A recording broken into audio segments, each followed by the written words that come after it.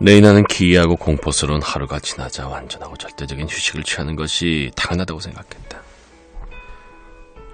휴게소로 돌아오자마자 레이나는 반 그램짜리 소마를 6알이나 삼키고 침대에 누웠다. 10분이 채 지나기 전에 그녀는 영원한 달 세계로의 여정에 올랐다. 적어도 18시간 후에야 다시 현실의 세계로 돌아올 것이었다. 한편 버나드는 어둠 속에서 눈을 뜬 채 명상에 잠겨 있었다. 자정이 지나고 한참 후에야 잠들었다. 자정이 지난 지 오래되었지만 그의 불면증은 결코 무의미한 것은 아니었다. 그에게는 계획이 있었다. 다음날 아침 10시 정각 초록색 제복을 입은 호녀라가 헬리콥터에서 내렸다. 버나드는 용설란이 우거진 숲에서 그를 기다리고 있었다. 크라운 양은 소마 휴식을 취하고 있다네. 버나드가 말했다. 5시 이전에 깨어나기는 힘들 걸세. 그러니까 우리에게 7시간의 여유가 있는 거야. 그는 산타페로 비행하여 모든 필요한 용물을 보고 그녀가 깨기 전에 멜파이스로 돌아올 수 있을 것이다. 그녀를 여기에 혼자 두어도 안전할까? 안전합니다. 헬리콥터만큼 안전합니다. 하고 호녀라가 보증했다. 그들은 헬리콥터에 올라 즉시 출발했다. 10시 34분에 버나드는 산타페 우체국 옥상에 착륙했다.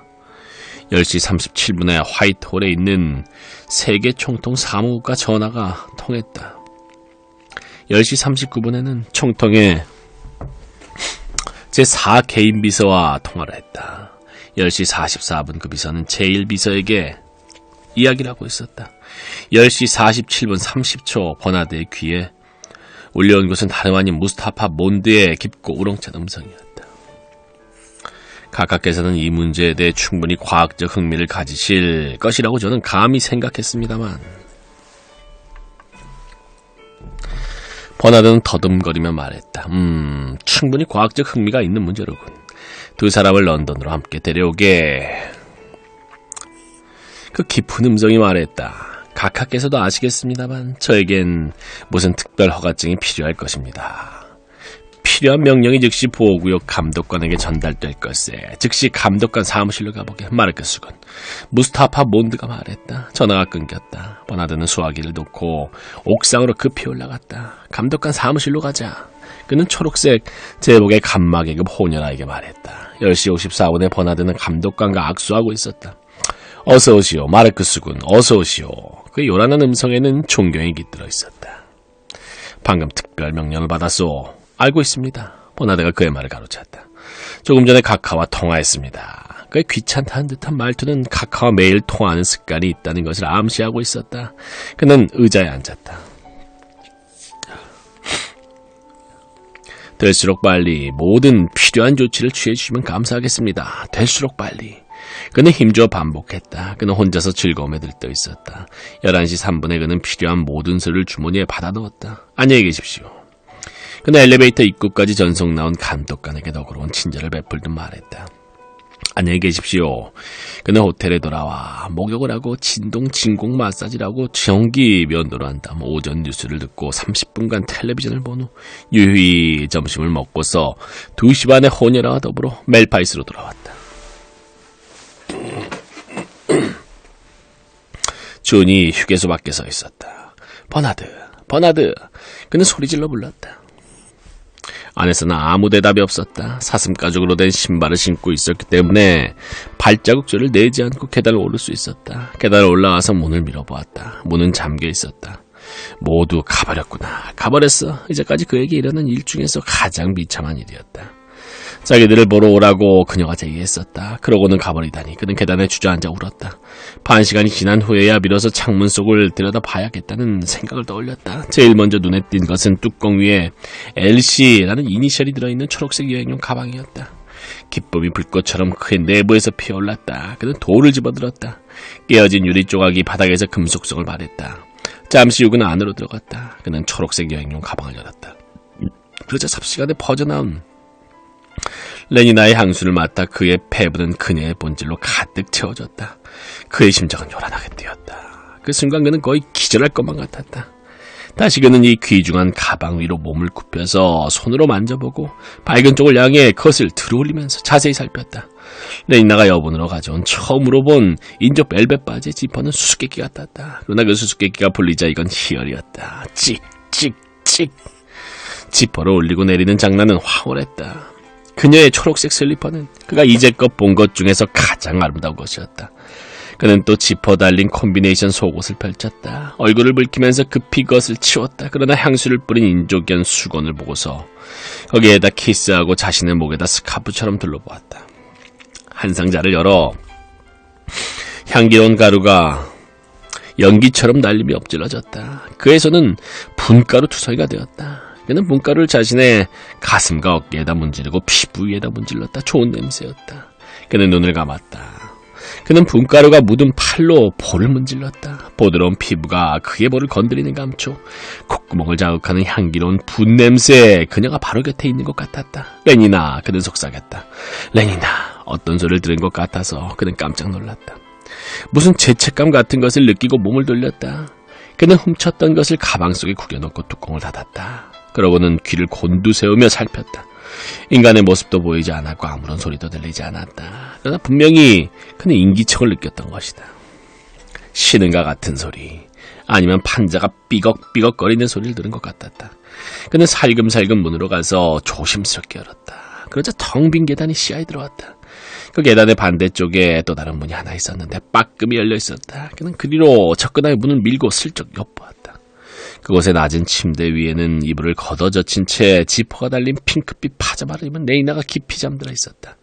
곱슬곱슬한 머리칼에 휘감긴 아름다운 얼굴, 깜짝 놀랄 정도로 앳된 그녀의 연분홍빛 발가락, 짜고 있는 진지한 얼굴, 힘없이 늘어진 손과 녹아낼 것 같은 다리를 안심하고 내맡기듯 내던지는 모습, 이것을 본 순간 그의 눈에 눈물이 개었다.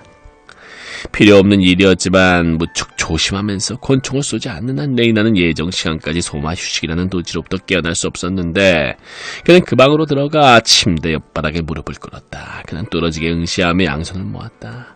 그의 입술이 움직였다. 그녀의 눈 하고 그는 중얼거렸다. 그녀의 눈, 저 머리칼, 저 볼, 저 음성, 네가 입을 열기만 하면 그녀의 손.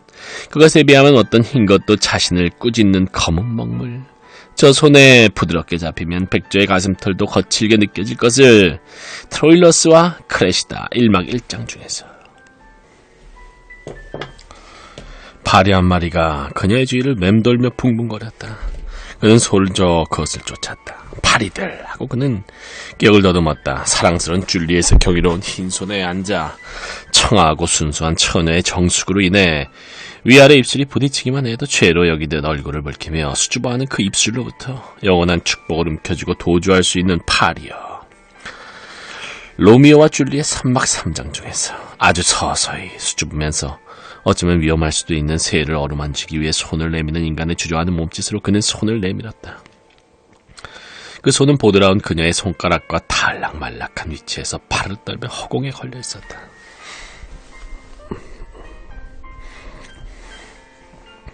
그가 감히 그 흉한 손으로 감히 모독할 수 있을까? 천만에 그는 신성 모독을 감행할 수 없었다. 그 새는 너무나 위험한 존재였다. 그의 손은 다시 내려왔다. 그녀는 아름답구나. 이 얼마나 아름다운가. 그의 목 밑에 있는 지퍼를 잡아서 힘껏 밑으로 쭉 잡아당기기만 하면 되는데 하고 그는 문득 생각했다. 그는 눈을 감았다. 그는 물에서 방금 나와 귀를 터는 개의 몸짓처럼 고개를 흔들었다. 추잡한 생각이다. 그는 자신이 부끄러웠다. 순수하고 청아한 처녀의 단정함이요. 붕붕거리는 소리가 공기를 진동시키고 있었다. 불명의 축복을 훔치려는 또 한 마리의 파리일까 말벌일까 돌아보았지만 아무것도 보이지 않았다. 붕붕 소리가 점점 요란해지자 잠긴 창문 밖에서 울려오는 소리임이 확인되었다. 헬리콥터였다. 깜짝 놀라 허둥지둥 일어나 다른 방으로 뛰어갔다. 창문을 통해 뛰어나와 키가 큰 용설난 숲 사이로 난 통로를 급히 달렸다. 버나드 마르크스가 헬리콥터에서 내릴 때쯤 겨우 그를 맞이할 수 있었다. 10장 몰름즈베리 본부 4,000개에 달하는 방에 걸린 4,000개 전자시계 바늘은 하나같이 2시 27분을 가리키고 있었다. 소장이 즐겨 부르는 식으로 표현하자면 이 생산의 벌집은 작업하는 기계 소리로 꽉 차 있었다. 모든 사람이 분주하게 움직였고 모든 것이 질서정연했다. 현미경 밑에서는 수많은 정충들이 긴 꼴을 맹렬히 움직이면서 난자 속으로 머리를 들이밀며 돌진하고 있었다. 수장이 이루어진 난자들은 팽창하고 분열되거나 또는 보카노프스 기법이 이미 실시된 것은 싹이 트고 분열하여 수많은 태아로 증식되었다. 사회기금 예정실에서는 에스컬레이터가 윙윙거리며 지하층으로 내려가고 붉은 노을빛으로 어두컴컴한 지하실에서는 복막으로 된 쿠션 위에 얹힌 태아가 찌는 듯한 열을 받고 혈액 대용액이나 호르몬을 배불리 먹으면서 점점 성장하고 있었다. 어떤 경우는 독극물을 먹고 힘없이 쇠약해져 엡실론 계급으로 되어가고 있었다.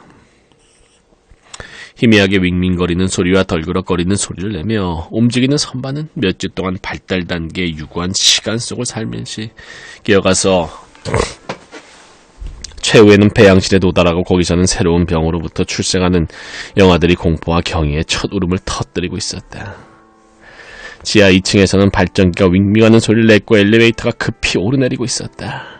지금은 육아실로 사용되는 11층 전체가 우유를 주는 시간이었다. 조심스럽게 분류표가 붙은 1800개의 병 안에 1800명의 영아들이 파스텔식 살균법을 거친 외분비액을 동시에 빨고 있었다. 그 위로 기숙사가 10층으로 차례차례 연결되어 있었는데 아직도 오후에 수면 시간이 필요한 어린 소년, 소녀들이 자신들은 의식하지 못하지만 다른 사람을 못지않게 분주했다.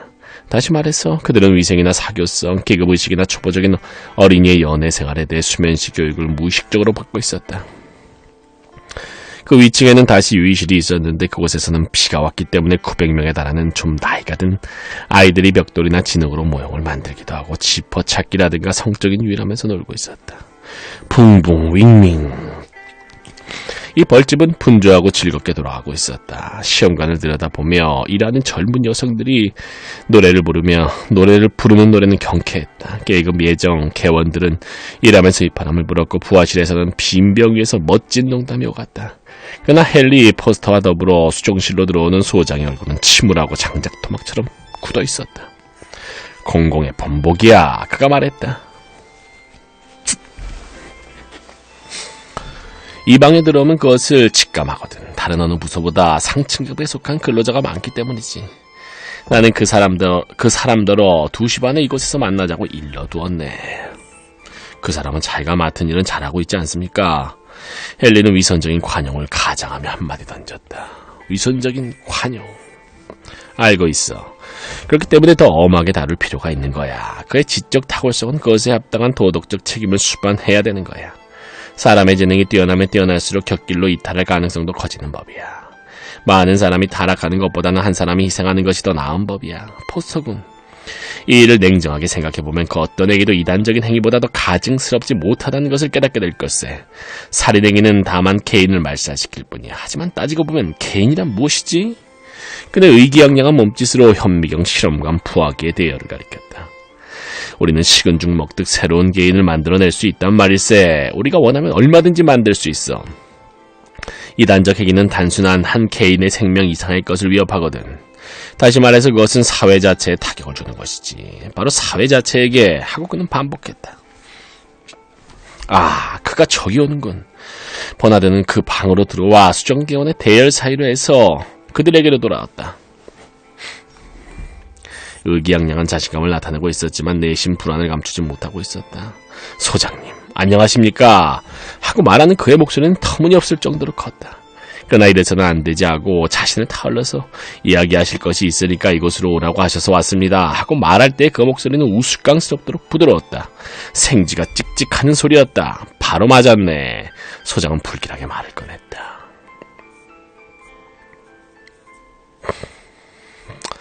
자네에게 이리 오라고 말해두었네. 자네가 휴가에서 돌아온 것은 어젯밤이었지. 네, 그렇습니다. 버나드가 대답했다. 그렇습니다? 소장은 다자를 뱀처럼 길게 끌면서 그의 대답을 흉내냈다. 그러고는 갑자기 큰 소리로 신사숙녀 여러분 하고 소리쳤다. 신사숙녀 여러분. 시험관 위에서 부르는 젊은 여성들의 노래와 현미경을 들여다보며 도치되어 불던 휘파람 소리도 갑자기 중단되었다. 쥐죽은 듯한 침묵이 흘렀다. 모든 사람이 둘러보았다. 신사숙녀 여러분, 소장은 다시 반복했다. 여러분들의 작업을 방해하게 된 것을 용서하십시오. 고통스러운 의무가 있어서 불가피하게 되었습니다. 사회의 안전이 위태롭게 되었습니다. 그렇습니다, 여러분. 위기에 놓여 있습니다. 바로 이 사람은 그는 버나드를 질책하듯 가르쳤다. 여러분 앞에 서 있는 이 사람에게 많은 혜택이 주어졌고 그 때문에 당연히 많은 것이 기대되는 알파 플러스인 제군들의 이 동료는 아니 장차 이것을 떠나면 옛 동료가 되겠지만 자신에게 부여된 신뢰를 배반했습니다. 그의 오락이나 소마에 관한 이단적 견해라든가 그의 성생활의 치욕적인 이단성이라든가 포드님의 가르침에 따라 근무 시간 외에는 병 속의 유아처럼 여기에서 소장은 T자를 그렸다. 병 속의 유아처럼 행동하길 거부함으로써 그는 사회의 적이 되었고 모든 질서와 안정의 전복자가 되고 문명 자체의 모반자가 된 것입니다. 이런 이유로 해서 본인은 그를 축출할 것을 제의하는 것입니다. 불명예스럽게 이 본부에서 그가 차지했던 지위로부터 축출할 것을 제의합니다. 여기에서 그를 최하급의 지부에 전출시키고 그의 처벌이 사회의 최선의 이익에 보탬이 되도록 하기 위해 주민이 밀집한 중요한 도시로부터 될수록 멀리 떨어진 곳으로 전출하기를 요청하려는 것입니다. 아이슬란드에 보내면 그는 치욕적인 본보기로 다른 사람들을 오도할 기회가 줄어들 것입니다. 소장은 여기에서 말을 중지하고 다시 팔짱을 끼더니 인상적인 몸짓으로 버나드 쪽을 돌아보았다. 마르크스, 자네에게 내린 판결을 지금 당장 집행해서는 안 될 어떤 이유를 제시할 수 있나? 하고 그가 물었다. 네, 있습니다. 버나드는 매우 큰 목소리를 대답했다. 소장은 약간 당황하여 움찔했지만 여전히 당당하게 말했다. 그러면 제시해보게. 알겠습니다. 하지만 그것은 복도에 있습니다. 잠깐 기다리십시오. 버나드는 급히 문 쪽으로 가서 문을 활짝 열었다. 들어와요 하고 그가 명령했다. 그러자 그 이유가 들어와서 실체를 나타내었다. 모두 악! 하고 숨을 죽이고 논란과 공포에 중얼거리며 말했다. 한 소녀가 비명을 질렀다. 좀 더 잘 보려고 의자 위에 섰던 어떤 직원은 정충이 가득 든 두 개의 시험관을 쓰러뜨렸다. 단단한 젊은 육체와 일그러지지 않은 얼굴들 가운데로 칠칠 맞지 못하게 뚱뚱하고 낯설고 무서운 괴물처럼 생긴 중년의 린다가 빛바랜 듯한 미소를 교태스럽게 지어 보이면서 방으로 들어왔다. 걸음을 떼어놓을 때마다 엉덩이를 돌리듯 흔들었다. 그녀 딴에는 섹시함을 과시하는 것이었다. 버나드가 그녀 곁으로 걸어갔다. 그가 바로 저기에 있어. 버나드가 소장을 가리켰다. 내가 그를 알아보지 못할 것 같아요? 린다는 화난 목소리로 말했다. 그러고 나서 소장을 향했다. 물론 나는 당신을 알고 있었어요. 토마킨. 어디에서건 수많은 사람들 사이에 끼어 있었어도 나는 당신을 알아봤을 거예요. 당신은 어쩌면 나를 잊었을지도 모르죠. 기억나지 않으세요, 토마킨? 기억나지 않나요? 당신의 린다예요. 그녀는 그렁시했다. 고개를 안쪽으로 약간 기울이고 아직도 미소 짓고 있었다. 그러나 그 미소는 혐오감으로 말미암아 돌처럼 굳어진 소장의 표정을 떼하자 점점 자신감을 잃고 흔들리더니 마침내 그녀의 얼굴에서 사라져버렸다. 토마킨, 기억나지 않으세요? 그녀는 떨리는 음성으로 다시 반복했다. 그녀의 눈에 초조함과 고통의 빛이 감돌았다. 얼룩투성이에다가 살이 늘어진 그녀의 비탄에 찬 얼굴은 흉측하게 일그러지고 말았다. 토마킨. 그녀는 팔을 뻗었다. 누군가 키득키득 웃음보를 터뜨렸다. 도대체 어떻게 된 거야, 이 망측한? 소장이 말하기 시작했다. 토마킨. 그녀는 담요를 질질 끌면서 앞으로 달려와 양팔로 소장의 목을 가만히 얼굴을 그의 가슴에 기댔다. 참고 있던 웃음이 우레처럼 폭발했다. 이 망측스러운 장난이 어떻게? 소장이 외쳤다. 얼굴이 홍당무가 된 소장이 그녀의 포옹에서 벗어나려 했었다. 그녀는 필사적으로 매달렸다. 제가 린다예요. 제가 린다예요. 복수로 인해 그녀의 목소리가 들리지 않았다. 당신이 나에게 아이를 임신시켰어요. 그녀는 복수를 압도하는 큰 목소리를 외쳤다. 갑자기 방 안은 무섭게 조용해졌다. 모두들 눈들 곳을 몰라 불안하게 두리번거리고 있었다. 소장은 갑자기 창백해지더니 뿌리치려는 동작을 중단하고 그대로 서서 그녀의 팔목을 움켜쥔 채 공포에 질린 표정으로 내려다보았다. 아기를 낳았다니까요. 내가 그의 아기의 어머니예요. 그녀는 굴욕을 느끼는 고요한 침묵 속으로 마치 도전장을 던지는 듯 이런 음탕한 말을 했다. 그러고는 갑자기 소장에게서 몸을 돌면서 부끄러운 듯 양손으로 얼굴을 가리고 흐느끼기 시작했다. 토마킨, 그건 내 잘못이 아니에요. 항상 훈련을 받았으니까요. 안 그래요? 안 그래요? 항상 규칙적으로. 나도 모르겠어요. 어떻게 그런 일이. 토마킨, 그게 얼마나 끔찍한 일이었는지 당신도 안다면. 하지만 그 애는 나의 위안이었어요. 여기까지 말하던 린다는 문을 향하여 존! 하고 외쳤다. 존! 존은 즉시 들어왔다. 문 안에서 잠시 멈춰서서 주위를 돌아보더니 사슴 가죽으로 된 모카신을 신은 발로 가만가만 소리는 내지 않았지만 빠른 속도로 방을 가로질러 와서 소장 앞에 무릎을 꿇었다. 그리고는 맑은 목소리로 아버지 하고 말했다. 이 어휘, 아버지라는 말은 어린애를 낳는다는 행위의 징그러움이나 불륜스러운 어떤 것을 연상시킬 뿐 음탕하지는 않으며 단순히 천하고 춘화적이라기보다는 오히려 똥냄새가 나는 더러운 것이었는데 이 우습고 속된 어휘는 참을 수 없는 긴장감으로 팽팽해진 분위기를 부드럽게 풀어주었다. 오래갔고 히스테릭한 웃음이 터져나와 그칠 줄 몰랐다. 아버지, 그게 바로 소장이었다. 아버지, 포드님, 이건 정말 못 참겠습니다. 왁왁하는 함성과 포효하는 웃음은 새롭게 용솟으며 나왔다. 모두의 얼굴은 분열되기 일보 직전이었고 눈에서는 눈물이 흐르고 있었다. 정충이 든 시험관 6개가 쓰러졌다. 아버지, 창백하고 눈이 휘둥그레진 소장은 황당하고 치욕스러운 공덕 속에서 주위를 놀라보았다. 주위를 노려보았다. 아버지, 이제 가라앉으려나 싶었던 웃음이 전보다 더 요란하게 터져나왔다. 소장은 손으로 귀를 틀어막고 방에서 뛰쳐나갔다. 11장.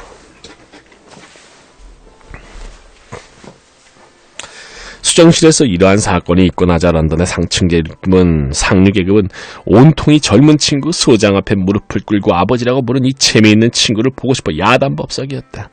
인공부와 조건반사 양육소 소장이라고 했는데 실은 그 일이 있은 직후 그는 사임하고 다시는 그 빌딩에 발을 들여놓지 않았으니까 전임 소장이라고 말하는 것이 타당할 것이다. 너복죽에 엎드려 아버지하고 불렀다는 이야기는 진실이라고 믿기에는 너무나 지나친 농담이기도 했다. 반대로 린다는 별로 인기를 끌지 못했다. 린다를 보고 싶어하는 사람은 하나도 없었다. 사람을 보고 어머니라고 부르는 것은 농담치곤 지나친 말이었다. 그것은 음담패설이었다. 더욱이 그녀는 진정한 의미의 야만인은 아니었다. 병으로부터 부화되었고 다른 사람들처럼 조건반사 훈련을 받은 여자였기 때문에 아주 기괴한 생각을 가졌을 리 만무했다. 마지막으로 사실 이것이 바로 불쌍한 린다를 사람들이 보기를 원하지 않은 가장 강력한 이유였는데 그녀의 용모가 말이 아니었기 때문이다. 살이 찌고 젊음은 상실되고 치안 엉망이고 부스럼투성이 얼굴에다가 그녀의 전체적인 용모에 이르면 하느님 맙소사, 그녀를 보기만 해도 구토증을 느끼지 않을 수 없었다. 정말 구역질이 저절로 나는 판이었다. 그리하여 상류계급들은 린다를 보지 않기로 결심하고 있었다. 린다로서도 상류계급들을 보고 싶지 않았다. 문명으로 복귀한다는 것은 그녀에게는 소마로 복귀한다는 것이었다. 그것은 두통이나 구토 같은 발작으로 돌아갈 필요가 없으며 페요툴주를 마시고 난 후처럼 어떤 반사회적인 수치스러운 행위를 저질러서 2번 다시 고개를 들 수 없는 수치감을 느낄 필요도 없이 침대에 누워 즐거운 휴식을 계속하여 즐길 수 있는 상태로 회복되었다. 소마는 그러한 불쾌한 부작용 같은 것이 전혀 없었다. 그것이 주는 휴식은 완벽한 것이었다. 혹시 다음날 아침에 불쾌감이 있다면 그것은 소마 자체 때문이 아니라 그것이 준 휴일의 쾌감과 비교되었기 때문이었다. 그것에 대한 처망은 소마 휴일을 계속 지키는 것이었다. 그리하여 린다는 계속 더 많은 양의 소마를 갈구했고 개걸 들린 것처럼 더 자주 그것을 요구했다. 시오 박사는 처음에는 반대했지만 나중에 그녀가 원하는 대로 복용하도록 허용했다. 그녀는 하루에 20g이나 먹었다. 그런 식이면 일이 1, 2개월 후에 그녀는 끝장날 겁니다. 의사가 버나드에게 털어놓았다. 언젠가 그녀의 호흡 중추가 마비될 것입니다. 더 이상 호흡이 불가능해집니다. 끝장입니다. 아니, 그게 오히려 잘된 일인지 모르겠습니다. 혹시 그녀의 젊음을 돌이킬 수야 있다면야 문제는 다릅니다. 하지만 젊게 맞는다는 것은 불가능합니다. 그런데 모든 사람들이 놀랍게 생각한 것은 사실 소마 휴일에는 편리하게도 린다가 남을 방해하지 않았으니까 주은이 반대에게도 제기할 것이다. 그렇게 많은 양을 복용시키면 그녀의 생명을 단축시키는 게 아닙니까? 어느 의미에서는 그렇소, 쇼 박사가 시인했다. 그러나 다른 의미에서 우리는 실상 연장시키고 있는 겁니다. 젊은이는 이해할 수 없다는 듯이 응시하고 있었다. 소마는 시간적으로 몇 년의 수명을 단축시킬지도 모릅니다. 의사는 말을 이었다. 그러나 초시간적으로 소마가 줄 수 있는 엄청나고 측량할 수 없는 긴 기간을 생각해봐요. 소마 휴일의 하루하루는 우리의 조상들이 영혼이라고 부르던 것의 초각에 해당되는 것입니다. 초는 이해하기 시작했다. 영혼은 우리의 입술과 눈에 깃들어 있나니 안토니우스와 클레오파트라 1막 3장 중에서 하고 그는 중얼거렸다. 뭐라고요? 아무것도 아닙니다. 물론 하고 박사는 계속 말을 이었다. 어떤 중요한 임무를 맡은 사람은 영혼 속으로 몰입되어서는 안 될 겁니다. 하지만 그 여자에게는 중대한 임무가 없으니까 아무리 그래도 이것은 정당하다고 생각되지 않습니다. 존이 주장했다. 의사는 어깨를 추석였다. 그녀가 항상 비명을 지르고 있는 편이 더 낫다고 생각한다면 물론 결국 존은 의사의 처방에 따르지 않을 수가 없었다. 그래야 린다에게 소마가 주어졌다. 그 이후부터 린다는 버나드의 아파트 37층에 있는 작은 방 침실에 처박혀 항상 라디오와 텔레비전을 켜놓고 패출리 향수병에서 향수가 똑똑 떨어지게 만들어 놓고 소마를 항상 손 닿는 곳에 놓아둔 채 시간을 보냈다. 그곳에 있다고는 하지만 그곳에 있는 것이 아니었다. 항상 무한히 먼 휴가의 여로에 오른 상태였다. 어딘가 별 세계로의 여행을 떠나고 있었다. 그곳은 라디오 음악이 울려오는 색채의 미궁이었다. 그것은 미끄러우면서 맥 빠지는 미궁이었는데 아름답게 반기는 구불구불한 길목을 통과하여 절대적 믿음을 갖게 하는 밝은 중심부로 통하는 길이었다. 그곳에서는 촉감 영화의 배우들이 말할 수 없이 감미로운 음악과 함께 텔레비전 화면에 멈추는 모습으로 등장하고 있었다. 그곳에서는 한 방울씩 떨어지는 패출리 향료가 향기 이상의 그 무엇이었다. 그것은 태양이었고 100만 개의 색소폰이었고 섹스로 인해 살아가는 포페였다. 아니 그것보다 비교할 수 없이 끝도 없이 촉대는 그 무엇이었다. 아니 젊게 만들 수는 없습니다. 하지만 쇼 박사가 결론적으로 말했다. 인간의 노쇠의 신뢰를 볼 수 있는 기회가 생긴 것을 기쁘게 생각합니다. 나를 초대해 주신 것을 감사하게 생각합니다. 의사는 버나드와 다정한 악수를 나눴다. 그래서 사람들은 존만을 추구했다. 그래야 존과 만나려면 그의 공인된 보호자인 버나드의 중재를 거치지 않을 수 없기 때문에 버나드는 태어나서 처음으로 정상적인 대접을 받을 수 있을 뿐 아니라 중요한 인물로 취급받게 되었다. 그에게 주입한 대용 혈액에는 알코올이 들어있었다느니 하는 이야기는 이제 없어졌으며 그의 외모에 대한 조롱도 자취를 감췄다. 헨리 포스터는 일부러 그에게 다정하려고 애썼고 베니토 후보는 그에게 성호르몬 껍을 6갑이나 선사했다. 계급 예정과 부주임은 일부러 찾아와서 버나드가 베푸는 저녁 파티에 한번 초대해 주었으면 하고 비굴할 정도로 부탁했다. 여자들의 경우는 어떤가 하면 초대의 가능성을 암시하기만 해도 그가 좋아하는 어느 여자건 차지할 수 있었다. 버나드가 다음 수요일 야만인을 만나러 오라고 그랬어. 페니는 의기양양하게 말했다. 잘 됐구나. 레이나가 말했다. 버나드에 대해 오해하고 있었다는 것을 너는 시인해야 돼. 그 사람 훌륭한 분이지. 페니는 고개를 끄덕였다. 난 정말 놀랐는데 기분이 유쾌한 걸 어쩌지? 하고 페니가 말했다. 입병부장, 계급 예정과 취임, 3명의 수정부 총장 대리, 감정과학대학, 촉감영화 교수, 웨스터민스턴 공동체 참가원장, 보카노프스키국 총무, 버나드의 초대자 명부에 기입된 저 명의사는 끝이 없었다. 난 지난주에 여자를 6명이나 손에 넣었지 뭔가. 그가 헬렌 홀츠 왓슨에게 실토했다. 월요일에 하나, 화요일에 둘, 금요일에도 둘, 그리고 토요일에 하나. 시간과 마음만 있었다면 날 원해 안다라는 여자들은 적어도 12명은 가졌을 거야. 헬렌 홀츠는 아무 말 없이 버나드의 자랑을 들으면서 매우 침울하고 못마땅한 표정을 지었기 때문에 그는 기분이 상했다. 자네는 부러워하고 있군, 버나드가 말했다. 헬렌 홀츠는 고개를 저으며 대답했다. 좀 슬프군. 그게 전부야. 버나드는 훌쩍 그 자리를 떠났다. 다시는 헬렌 홀츠와 이야기하지 않겠다고 그는 속으로 다짐했다. 시간이 지나갔다. 성공했다는 생각이 버나드의 내리를 스쳤다. 또한 그러한 과정에서 좋은 술이 늘 그렇듯 그는 이제까지 불만스러웠던 세계와 완전히 타협하게 되었다. 세계가 그를 중요한 존재로 인정하는 한 세계의 질서는 훌륭했다. 그러나 그의 성공으로 인해 세계와 화해는 되었지만 버나드로서는 이 질서에 대한 비판을 가할 특권을 포기하진 않았다.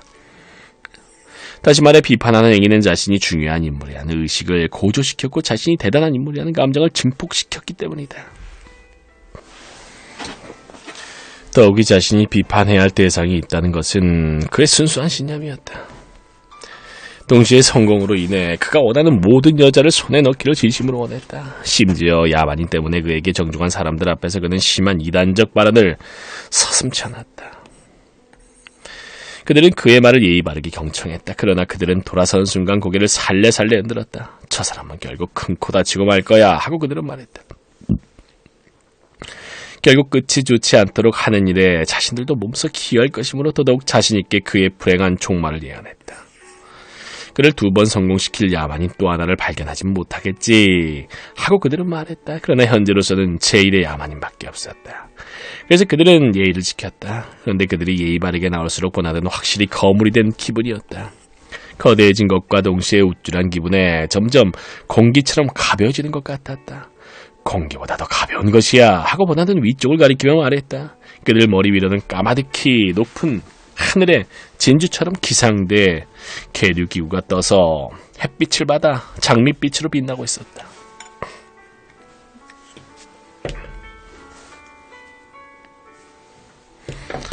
이상에서 언급한 야만인에게 버나드의 지시는 계속되었다. 문명생활의 모든 면을 보여줄 것. 야만인은 지금 그것의 조감도, 다시 말해서 차링 티탑의 옥상으로부터 보이는 조감들을 내려다보고 있었다. 역장과 주제 기상관이 안내형을 맡고 있었다. 그러나 이야기를 독점하고 있는 것은 버나드였다. 도치된 버나드는 적어도 순시 죽인 세계 총통처럼 행동하고 있었다. 공기보다도 가벼운 기분이었다. 봄베이선 그린 로켓이 하늘로부터 급가가하고 있었다. 승객들이 내렸다. 카키색 옷을 입은 8명의 같은 얼굴의 드라비다족 쌍둥이들이 캐빈에 뚫린 8개의 창으로 밖을 내다보고 있었다. 모두가 승무원들이었다. 시속 250km입니다. 역장이 역설하듯 말했다. 야만인 씨 어떻게 생각하십니까? 조는 모두가 멋지다고 생각했다. 하지만 공기의 요정은 40분 안에 지구 둘레에다 띠를 두를 수 있는 걸요. 한여름밤의 꿈. 야만인은 하고 버나드는 무스타파 몬드 총독에게 보내는 보고서를 썼다. 놀랍게도 문명의 여러 가지 발명품에 대해 경악이나 외경의 감정을 표명하지 않습니다. 아마 이것은 린다라는 여자의 입을 통해 이미 들은 적이 있었기 때문인 모양입니다. 린다는 그의 무스타파 몬드는 얼굴을 찌푸렸다. 바보같이. 내가 어머니라는 단어를 확실히 써놓았다고 해서 야단 법석을 떠는 위인인 줄 아는 모양이군. 또한 그가 이른바 영혼이라는 것에 관심이 집중되어 있기 때문인 모양입니다. 그는 영혼이라는 것이 물질 환경과는 독립된 것이라고 집요하게 주장하고 있습니다. 그러나 본인은 될수록 교육시켜 총통은 다음 문장을 뛰어넘기고 어떤 흥미있고 구체적인 대목이 없나 해서 다음 페이지를 막 펼치려는 찰나였다. 그러자 전혀 뜻밖의 귀절에 눈이 갔다. 다만 제가 인정해야 하는 것은 그는 계속 읽어내려갔다. 야만인이 문명화가 지니고 있는 유치성을 너무나 안이한 것, 아니 그의 표현을 빌자면 너무 값싼 것으로 여기는 태도에 본인도 수긍이 간다는 사실입니다. 또 이 기회를 빌려 가카이주의를 환기시키고자 하는 것은 무스타파 몬드는 분노가 치밀었으며 거의 동시에 너터르숨으로 변했다. 이 사나이가 그에게 사회 질서에 관해 감히 그에게 엄숙히 설교하겠다는 생각을 가지고 있다니 그것은 정말 너무나 황당무계한 일이었다. 이 사나이는 제정신이 아닌 게 틀림없다. 정신 좀 차리게 야단쳐야지 하고 총통은 속으로 다짐했다. 그러고는 다시 고개를 뒤로 젖히고 큰 소리로 웃었다. 여하튼 현재로선 야단치지 않을 것이다. 그것은 헬리콥터의 조명기구를 만든 작은 공장이었다. 전기장치 제조 회사의 한 지점이었다. 총총의 춘천선은 그 효력이 거의 마력적이어서 그곳의 주임기사와 인사부장이 직접 옥상으로 나와서 그들을 마중했다. 그들은 아래층의 공장 안으로 내려갔다. 각 공정은 될수록 다니엘 보카노프스키 집단에 의해 진행되고 있습니다. 인사부장이 설명했다. 사실 거의 코가 없다시피 뭉그러진 83명의 새까만 단도의 델타 계급 노동자들이 냉각 아면을 하고 있었다. 4개의 추가 달리고 철커덕 하는 소리를 내며 돌아가는 기계 56대가 메브리코의 붉은 감마 계급에 속한 56명의 노동자에 조작되고 있었다. 주조소에서는 더위에 잘 견딜 수 있도록 조건반사 교육을 받은 107명의 세네갈 출신 엡실론 노동자들이 일하고 있었다. 머리통이 길고 모래빛 머리칼의 골반이 좁고 모두 1m 69cm에서 20mm 안팎의 신장을 가진 33명의 델타 계급에 속한 여자들이 나사를 깎고 있었다. 조립실에서는 2개조로 나뉘어진 감마 플러스의 난쟁이들이 발전기를 조립하고 있었다. 2줄의 낮은 작업등에 마주보고 있었고 그 가운데 부품이 실린 운반 벨트가 움직이고 있었다. 47명의 금발머리가 47명의 갈색머리가 마주보고 있었다. 47개의 들창코가 47개 매브리코가 마주보고 있었고 47개의 주걱턱과 47개의 움푹 들어간 턱이 마주보고 있었다. 조립이 끝나자 18명의 똑같이 생긴 갈색 곱슬머리 여자들이 초록색 옷을 입고 검사를 하고 다리가 짧고 왼손잡이인 34명의 델타 마이너스 남자들이 그것을 상자에 넣었고 새파란 눈과 중깨 투성이의 63명의 엡실론 전응아들이 대기 중인 트럭과 전차에 그것을 적재했다. 오, 멋진 신세계. 야만인 어떤 아기에 찬 장난으로 미란다의 말을 기억해내어 반복했다. 이러한 인간들이 사는 멋진 신세계요. 그들이 공장을 떠날 때 인사부장이 결론적으로 말했다. 확실히 말씀드리지만 이곳에서 노동자들 사이에서 어떤 문제가 일어난 적은 거의 없습니다. 그러나 야만인은 그들로부터 갑자기 이탈하여 월계수 나무 뒤로 달려가 격렬하게 구역질을 시작했다. 굳건한 이 돼지가 마치 에어포켓에 들어간 헬리콥터라도 탄 것처럼 멀미 증세를 느꼈다. 야만인은 하고 버나드가 기록했다. 소말을 먹기를 거부합니다. 또한 그의 M인 린다라는 여인이 계속 휴일을 즐기고 있기 때문에 몹시 시리에 빠져 있는 것 같습니다. 그의 M이 노쇠하고 용모가 극히 징그러운데도 불구하고 그는 그녀를 자주 보러 가고 그녀에게 큰 애착을 느끼고 있는 것 같다는 사실은 특기할 가치가 있겠습니다. 이 사실은 유년기의 조건반사 훈련은 여야에 따라서는 인간은 자연적 충동, 이 경우에 있어서는 불쾌한 대상을 피하려는 충동을 말합니다만 자연적 충동과는 반대되는 방향으로 이끌 수 있다는 흥미있는 신뢰가 될 것입니다. 이튿날에서 그들은 상급 학교 옥상에서 내렸다. 교정의 반대편에는 52층의 루프탑이 햇빛을 받아 하얗게 빛나고 있었다. 그들의 왼쪽에 위치한 대학과 오른쪽에 위치한 공동체 성가당은 철근 콘크리트와 자외선 투과유리로 된 장엄한 고층 빌딩을 지켜 올리고 있었다. 정원의 안뜰 한가운데에는 고풍이 감도는 포드님의 강철 크롬 상이 서 있었다. 학장을 맡고 있는 게프니 박사와 여학생감인 키트 양이 헬리콥터에서 내리는 그들을 맞았다. 여기에도 쌍둥이들이 많습니까? 그들은 시찰길에 오르자 야만이는 약간 겁을 집어먹은 어조로 물었다. 없습니다. 학장이 대답했다. 이곳 이트는 상층 계급의 소년 소녀들만을 위한 학교입니다. 난자한계에서 한 명의 성인이 된 대상만을 수용합니다. 따라서 교육시키기가 그만큼 어려운 것은 사실입니다. 하지만 그들은 여러 가지 책임을 맡아야 하고 예상치 않았던 비상사태에 대처할 수 있어야 하기 때문에 어쩔 수 없습니다. 학과학장은 한숨을 내쉬었다. 한편 버나드는 키트 양에게 강한 매력을 느끼고 있었다. 월요일, 수요일, 금요일 중에서 어느 날이건 오후에 시간이 있으십니까? 버나드는 말을 걸면서 야만인 쪽을 가리켰다. 저 남자는 기묘하지요. 아주 이상스러운 점이 있습니다. 하고 말을 이었다.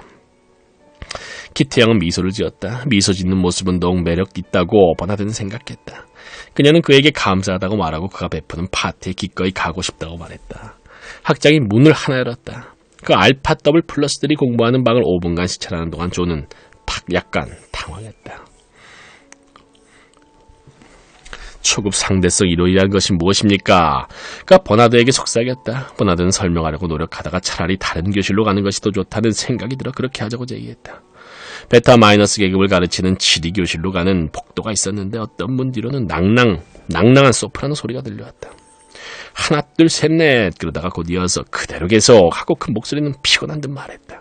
멜서스식 훈련입니다. 여학생감이 설명했다. 우리 여학생들의 대부분은 물론 임신하지 않습니다. 저도 임신하지 않아요. 그녀는 버나드에게 미소를 보였다. 그렇지만 약 800명의 소년은 아직 꾸준한 훈련을 필요로 하고 있습니다. 베타 마이너스의 지리교실에서 존이 배운 것은 야만인 보호구역이라는 것은 불리한 기후조건이나 지리적 조건 혹은 천연자원의 결핍 때문에 문명화시킬 비용을 투입할 가치가 없는 지방을 말한다는 사실이었다. 찰칵 하는 소리가 들리더니 교실은 캄캄해졌다. 다음 순간 갑자기 선생의 머리 위에 위치한 스크린에 성모 마리아 앞에 엎드린 아코마의 속죄자들의 모습이 나타났다. 그들은 십자가 예수 앞에서 그들의 죄를 고백하며 통곡하고 있었다. 그것은 존이 옛날에 들은 적이 있는 통곡이었다. 바로 푸콩의 독수리상 앞에서 통곡하는 것을 들었던 것과 똑같았다. 어린 이틀의 학생들은 큰 소리를 내며 웃음보를 터뜨렸다. 석제자들은 여전히 통곡하며 몸을 일으키더니 웃옷을 벗었다. 그리고는 매듭이 박힌 회초리를 집어들고 자신들의 몸을 때리기 시작했다. 학생들의 웃음소리가 2배로 커지면서 스피커에서 나오는 토인들의 신음소리를 압도했다. 왜 학생들이 웃습니까? 야만이는 고통스러운 방황에 빠져 질문했다. 왜라니? 학장은 아직도 웃음을 멈추지 못한 자신의 얼굴을 존에게 돌렸다. 왜냐고요? 이건 너무 우스꽝스러운 장면이기 때문입니다. 버나드는 영화를 상연하는 동안 어둠 속에서 전 같으면 아주 캄캄해도 감히 엄두도 못했을 동작을 감행했다. 최근에 와서 자신이 중요한 인물이 되었다는 자신감을 얻어 그는 팔로 여학생감의 허리를 감아놨다. 그 어린은 버들가지처럼 시키는 대로 감겨들었다. 그는 한두 번 키스를 해주거나 살며시 꼬집어줄까 했는데 바로 그때 교실의 커튼이 다시 활짝 열리고 있었다. 아무래도 돌아가는 것이 좋겠네요. 키트 양은 그렇게 말하고 문 쪽으로 갔다. 여기가 학장이 잠시 후 말했다. 바로 수면시 교육 통제실입니다. 수백 개의 인조음악 연주기가 각 침실당 한 개씩의 비율로 그 방의 3면에 설치된 선반 위에 비치되어 있었다. 또한 네 번째 벽 위에는 여러 가지 수면식 교육을 위한 교육과정이 복사된 종이 녹음 테이프가 비둘기집 같은 구멍에 가지런히 꽂혀 있었다. 이 테이프를 여기에 넣어요. 버나드는 게프니 박사의 의도를 가르치며 설명했다. 이 스위치를 누르는 법이야. 아닙니다. 저것입니다. 당황한 학장이 정정했다. 그럼 그것을 누릅시다. 그럼 테이프가 풀리거든. 셀레늄 전지가 빛의 충격을 음파로 바꾸면 그때부터 소리가 들려옵니다. 하고 게프니 박사가 말을 맺었다. 세익스피어도 읽고 있습니까? 그들이 도서관을 지나 생화시험실로 가는 도중 야만인이 물었다. 전혀 읽지 않습니다. 여학생감이 얼굴을 붉히며 말했다. 우리의 도서관에는 게프니 박사가 말했다. 오직 참고 서류밖에 없습니다. 학생들은 기분 전환이 필요하면 촉감 영화관에 가면 됩니다. 학생들에게 고립적인 오락은 권장하지 않습니다. 탔을 때 버스에 탄 소년 소녀들이 노래를 부르기도 하고 서로 말없이 포옹하면서 그들 앞을 지나 유리처럼 포장된 도로를 달려들어왔다. 시체 소각장에서 방금 돌아온 것입니다. 버나드가 소곤거리는 목소리로 바로 그날 저녁 여학생감과 만날 약속을 하고 있는 동안 게프니 박사가 설명했다. 죽음에 관한 조건반사 훈련은 생후 18개월에서 시작됩니다. 모든 유아는 위독 환자 병원에서 매주 이틀간 오전을 보내기로 되어 있습니다. 별의별 장난감이 다 그곳에 비치되어 있으며 사망자가 생기는 날에는 초콜릿 크림을 아이들에게 나눠주기로 되어 있습니다. 아이들은 죽음을 당연한 것으로 받아들이게 됩니다. 죽음을 모든 생리자연과 똑같이 자연스럽게 받아들일 거예요. 여학생감이 전문적인 말투로 끼어들었다. 사보이 호텔에서 8시 약속은 정해졌다.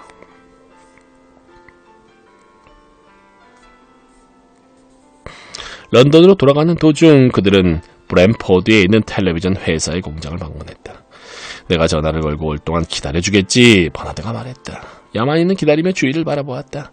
주간 작업반의 근무 완료 시간이었다. 하층 계급의 노동자 집단이 모노레일 정거장 앞에서 줄지어 서 있었다.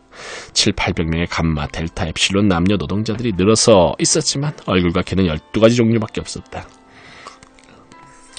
각기 차표를 들고 있는 이들 노동자들에게 출찰기어는 조그만 마분지 상자를 건네주고 있었다. 길게 늘어선 남녀의 대열은 벌레처럼 서서히 앞으로 움직이고 있었다.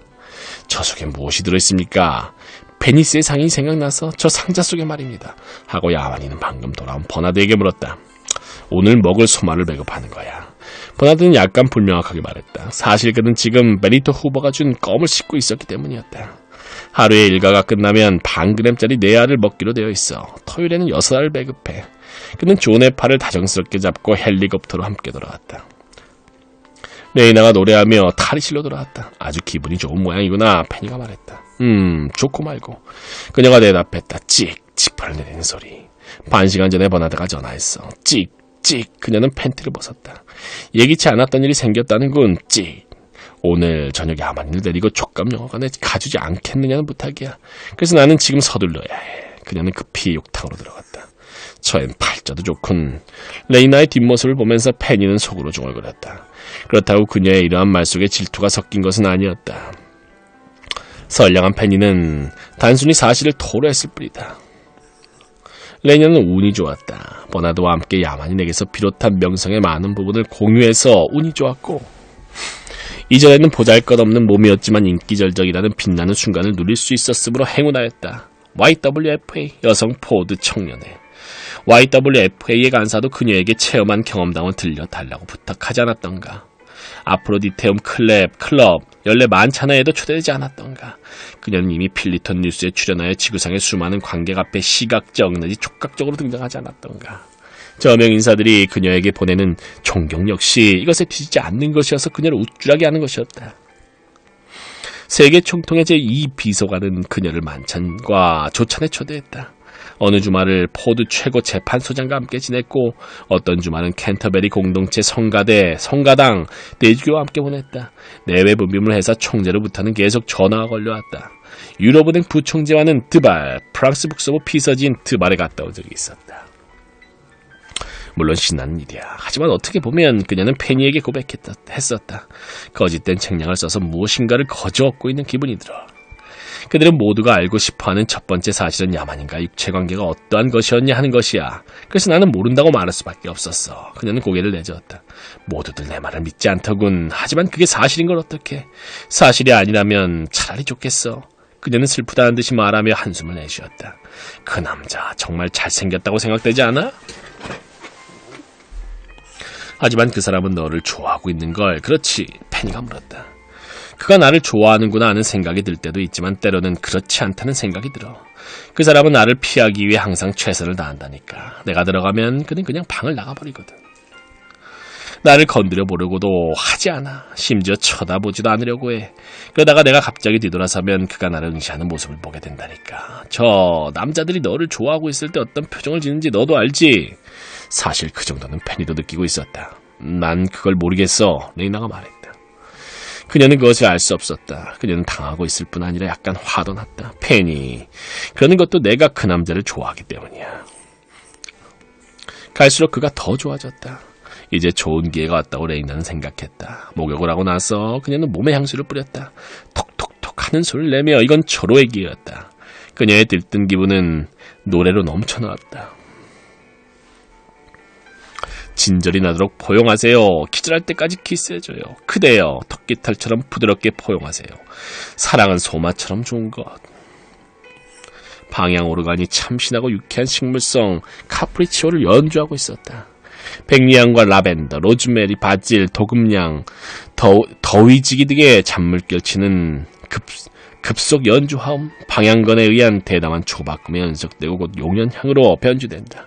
또한 백단, 장내, 삼나무, 새로 만든 건초, 이따금 섬세한 불협화음이 끼어드는데 다시 말해서 신장, 푸 등의 냄새가 풍기는가 하면 돼지똥 냄새가 건전하게 스며든다 등등의 냄새를 거쳐가면서 다시 서서히 처음에 단순한 방향으로 되돌아간다. 백리향이 향기를 뿜어내는 마지막 소절이 끝났다. 그러자 일제히 박수를 보냈다. 조명이 밝아졌다. 인조음악 장치 속에서 녹음 테이프가 돌기 시작했다. 이제 공기를 유쾌한 나른함으로 충만시키는 것은 초음파 바이올린과 초음파 첼로와 대용 오보에가 이르는 삼중주였다. 30 혹은 40소절이 지속되다가 이윽고 이 악기들의 배경에서 인간의 음성 이상의 것으로 여겨질 수밖에 없는 소리가 노래하기 시작했다. 그 소리는 사람의 목에서 나오는가 했더니 머리로부터 나오고 플루트처럼 공허한 소리가 되기도 하고 때로는 동경을 자아내는 화음으로 가득 차면서 좀 전에 그 육성보다도 훨씬 높은 육성은 가스파드 포스터스가 낸 기록적인 최저 음성에서 루크레치아 아주가리가 이제까지 가수 중에서 단 한 번 1770년 파르마 국립 오페라에서 모차르트를 놀라게 한 것인데 단 한 번 발성한 적이 있는 최고의 C음보다 더 높은 음까지 올라갔다. 레이나와 야만이는 푹신한 의자에 깊숙이 앉아 향기를 맡으며 음악에 흠뻑 빠졌다. 이제 시각과 촉각을 만족시킬 차례였다. 장내의 조명이 어두워졌다. 마치 불덩이 같은 문자가 입체적으로 암흑 속으로 떠올랐다. 헬리콥터 속의 3주일, 초육성음악, 합성대화, 청천연색 입체 화면, 촉감영화, 방향 오르간 동시, 반주. 의자의 팔걸이에 달린 금속재 손잡이를 잡으세요. 레이나가 속삭였다. 그렇게 하지 않으면 촉감 효과를 느끼지 못해요. 야만이는 지시한 대로 했다. 그러는 동안에 불덩이 같은 문자들은 사라졌다. 10초 동안 완전한 치기감 들었다. 그러자 갑자기 살아있는 실제 인간보다 훨씬 입체적이고 실물보다 더욱더 실물 같은 거대한 흑인 금발의 젊고 머리통이 짤막한 베타 플러스 여자가 서로 포옹하고 있는 입체 영상이 눈부시게 나타났다. 야만이는 놀랐다. 그의 입술에 느껴지는 그 감촉. 그는 손으로 입술을 막았다. 그러자 간지러운 감촉이 멎었다. 그는 다시 입술로부터 손을 금속 손잡이에 가져갔다. 그러자 그 감촉이 다시 느껴지는 것이었다. 그러는 동안 방향 오르간이 순수한 사양 냄새를 뿜어냈다. 녹음된 슈퍼 비둘기의 울음소리가 잦아지는 듯이 구구 하는 소리를 우러댔다. 그러나 1초마다 겨우 32번 진동하는 저음이 아프리카인의 저음보다 더 깊게 응답했다. 아, 우후, 아. 입체 영상의 입술이 다시 합쳐졌다. 그러자 아람브라 극장에 온 6천 관객의 안면 성감대가 참을 수 없는 극도의 쾌감을 느꼈다. 영화의 줄거리는 간단했다. 최초의 우와, 아, 이 노랫소리에 이중주가 들렸고 잠시 성의가 진행된 것은 바로 그 유명한 곰털 가죽 위에서였는데 곰털 한 올 한 올을 개금 예정과 부주임의 말처럼 촉감으로 느낄 수 있었다. 우와가 지나고 몇 분 후 흑인은 헬리콥터 사고를 당하여 머리를 부딪히며 쓰러진다. 쾅! 이마에 고통스러운 상처가 생긴다. 오, 아! 하는 외침이 일제히 관중 속에서 터져나온다. 사고에서 받은 충격으로 흑인이 받은 조건반사적 훈련은 엉망진창이 된다. 흑인은 베타의 금발 미녀에 대해 전폭적이고 미친 듯한 열정을 품는다. 그녀는 한가한다. 흑인은 집요하다. 싸움이 벌어지고 추적이 뒤따르고 상대방을 구타하고 마침내 세상을 놀라게 하는 납치 사건이 벌어진다. 금발의 베타 여성은 하늘로 납치되어 거기서 3주일 동안 검은 미치광이와 극도로 반사회적 결합을 하며 생활한다. 그러나 결국에는 여러 가지 모험과 공중 고개를 거쳐 3명의 잘생긴 알파 계급이 그녀를 구조하는 데 성공한다. 흑인은 성인 재교육센터로 후송되고 여자는 구조자 3명의 애인이 되는 것으로 영화는 해피엔딩이 된다. 4명의 등장인물들은 이야기 진행을 중지하고 슈퍼 오케스트라의 반주에 맞추면서 한편으로는 방향 오르간의 향기를 발산시키며 종합 4중창을 불렀다. 그러고 나서 곰가죽이 마지막으로 모습을 보였고 색소폰의 요란한 선율 속에서 마지막 입체 키스가 어둠 속으로 사라지고 마침내 점점 힘없이 몸을 파닥거리며 죽어가는 나방처럼 전자식 간지러움이 사람들의 입술로부터 사라졌다. 마침내 장례는 고요해졌다. 그러나 레이나에게 있어서 그 나방은 완전히 죽지 않고 있었다. 조명이 켜지고 사람들 사이에 휩쓸려 서서히 엘리베이터 쪽으로 발걸음을 옮기는 동시에도 그 나방의 유령이 그녀의 입술 위에서 날갯짓을 계속해 있고 그녀의 피부 속으로 긴장된 초조와 쾌감을 불어넣고 있었다. 그녀의 양볼은 빨갛게 달아올랐다. 그녀는 야만인의 팔을 잡고 은근하게 그녀의 허리로 끌어가며 힘을 주었다. 야만인은 욕정을 품은 창백하고 고통스러운 표정이었고 그러한 욕정을 품은 자신을 부끄럽게 여기며 잠시 그녀를 내려다보았다. 아니다. 난 그럴 자격이 없다. 그들의 눈이 잠시 마주쳤다. 그녀의 눈은 아름다운 보석 같았다. 자존심에 대한 크나큰 몸값을 작성하고 있었다. 그는 급히 눈길을 피하며 잡혔던 팔을 풀었다. 그로 하여금 자격이 없는 남자라고 느끼게 만드는 그녀의 가치가 행여나 사라져버리지 않을까 하는 그는 막연히 두려워하고 있었다. 당신이 저런 것을 봐야 한다는 생각이 들지 않습니다 하고 야만인은 말했다. 과거에건 있을 수 있는 미래에건 그녀가 완전한 상태에서 타락하게 되는 책임을 레니나에게 전가시키기보다 오히려 환경의 여건을 전가시키려고 급히 애쓰는 발언이었다. 저런 것이라니 무슨 뜻이죠? 그 무서운 영화 말입니다. 무서워요? 레니나는 정말 놀랐다.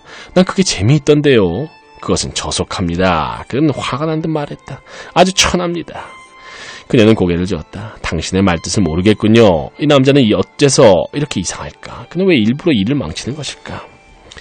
택시콥터, 헬리콥터 택시콥터 속에서 그는 그녀를 거의 쳐다보지 않았다. 한 번도 입으로 선서하지 않았지만 그 어떤 서약에 묶여서 오래전에 효력을 상실한 어떤 법에 순종하여 그는 시선을 돌리고 묵묵히 앉아있었다. 때때로 팽팽하게 당겨져서 거의 끊어질 것 같은 어떤 현의 손가락이 닿는 것처럼 그의 온 몸뚱이는 신경질적으로 갑자기 놀람을 경련했다. 택시콥터는 레이나의 아파트 옥상에 착륙했다. 결국 하고 그녀는 택시에서 나오며 희열에 차서 생각하고 있었다. 이제까지는 그가 매우 괴상하게 행동했지만 결국 전등불 밑에 서서 그녀는 손거울을 들여다보았다. 그렇다. 그녀의 콧등이 약간 번들거리고 있었다. 그녀는 분가루를 그곳에 살짝 품었다. 그 택시콥터 요금을 지불하는 동안 그만한 시간이 있었던 것이다. 그녀는 번들거리는 무의를 문지르며 생각했다. 지독히 잘생긴 남자야. 버나드처럼 수줍어할 필요는 없지.